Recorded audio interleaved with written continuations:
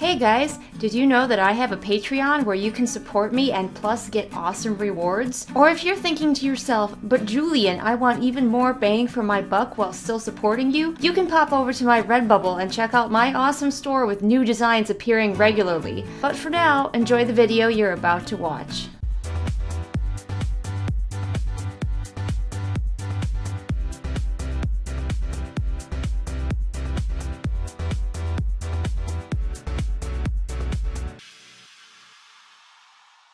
It's me, Julian the Greystoke. I don't know why I did that. Today I'm wearing my Princess Mononoke shirt because I feel it was appropriately mystical and magical, because today we are talking about a book called Truth Witch, a book that has been around on the booktube scene for quite a while, and as usual I am super late to the party, but I'm always super late to the party, so I assume you all don't tune in for like spur-of-the-moment, up-to-date news on the bookish world. If you do, you've come to the wrong place. So, Truth Witch, I found it kind of boring. Don't kill me. Let's talk about it. Hey everyone, it's Julian from the future. Of course, past Julian forgot to give a synopsis of this book, so now I have to fill in. Thanks, past me. Because I was so bored by this book, I don't even really remember the plot, so I'm just going to read you the synopsis from Goodreads. Here we go. Young witches Safia and Isolde have a habit of finding trouble. After clashing with a powerful guildmaster and his ruthless blood witch bodyguard, well, I remember the blood witch, I don't remember the guildmaster, the friends are forced to flee their home. Safi must avoid capture at all costs, as she's a rare truth witch, able to discern truth from lies. Many will kill her for her magics, so Safi must keep it hidden, lest she be used in the struggle between empires. I don't remember any of that. And Isolde's true powers are hidden, even from herself. Don't remember any of that either. In a chance encounter at court, Safi meets Prince Merrick and makes him a reluctant ally. Sure, that's how it went. However, his help may not slow down the Blood Witch now hot on the girl's heels. All Safi and Isolde want is their freedom, but danger lies ahead. With war coming, treaties breaking, and a magical contagion sweeping the land. That's not terribly accurate either. The friends have to fight emperors and mercenaries alike, for some will stop at nothing to get their hands on a Truth Witch. Wow, I have to say that this synopsis, like, I don't remember the book terribly well, but none of that sounds like what actually happened in the book. So, the two main characters, whose names I don't remember, Isolde and something or other, are really interchangeable to me. Half the time I couldn't remember who I was following. I kept forgetting which one had which powers. These two characters are thread sisters, which is supposed to mean they are like super bonded. And I was like, girl power, girl friendship to win the day. And then they were separated from each other most of the book. Separated either by distance or by injury, and that really frustrated me. I was like, don't set me up with this awesome girl duo, only to rip them apart and not have them be an awesome girl duo for most of the book.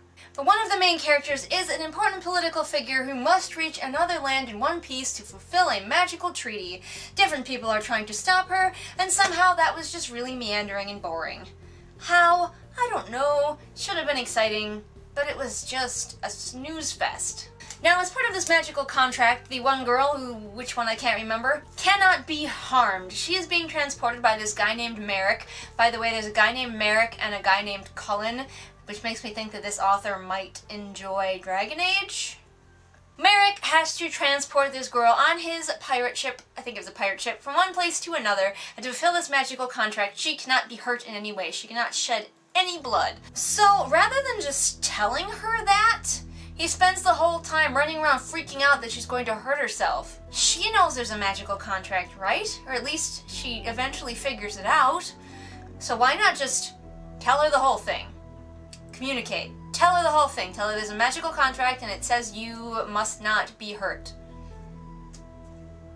Nope, that would be too easy. Now, our two main characters have powers all their own, which honestly aren't the most powerful things in their world. And I kind of liked that. I like it when main characters aren't just like I am God, behold, I have all of the powers and I smite thee. However, of course, at the end of the book, we still find out that they are the special somehow.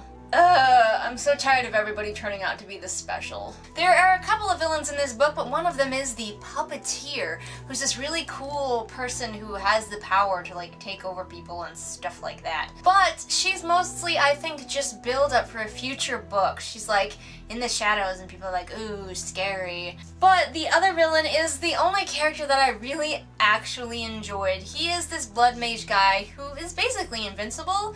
Don't know why that needed to be, but he is the most entertaining, and mostly it's because he has more personality and growth and flaws than anyone else in this book. Of course, because this is a fantasy book, we have to have that stupid, you saved my life, so now I owe you a life debt thing, which does happen with the blood mage guy, and I was just so done with that shit.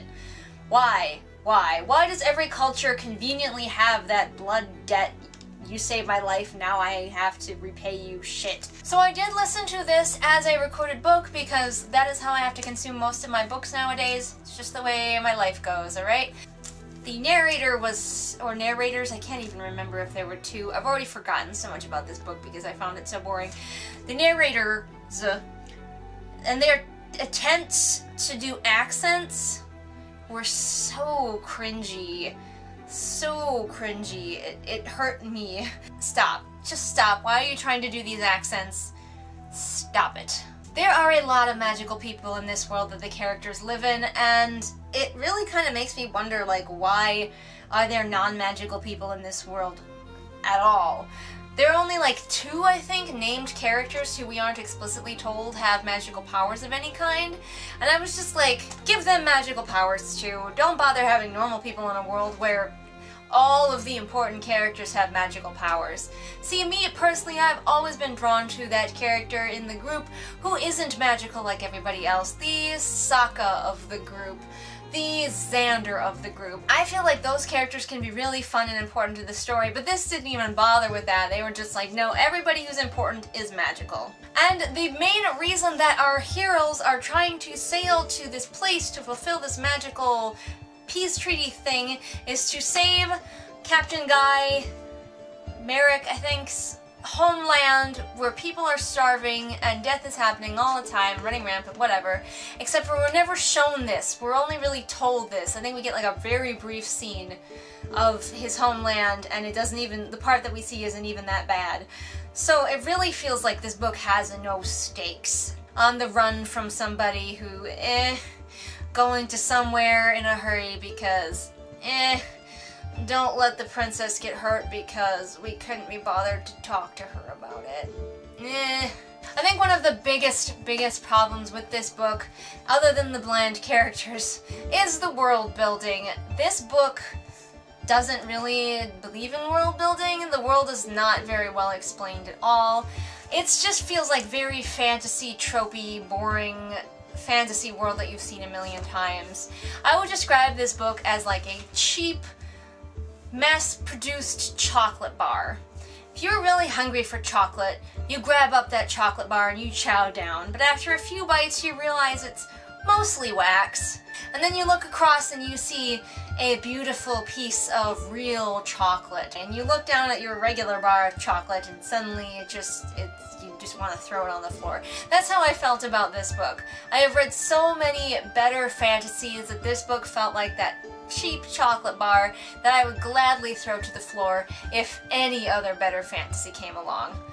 And as a result, I do not plan to continue reading this series. So you guys, did you read Truth Witch? What did you think about it? Comment below and let me know. I'm sure a lot of you enjoyed it. I know it's pretty popular, so probably get some flack for this, but it's what I do. Everyone, please remember that I post new videos here Mondays and Fridays. All of the links to my social media are in the doobly-doo, so you can go down there and just click to your heart's content. And if you enjoy my videos but really wish that they were better quality, you can support me over on Patreon for as little as $1 a month. And all of the money that comes from your support will go directly to getting me better equipment. And I will see all of you guys again next time with whatever it is I happen to be doing next time. Bye! What's up, everybody? It is shout out time. Time to shout out to my very first patron, Kim. And if you want to be cool like Kim, become a patron over on Patreon.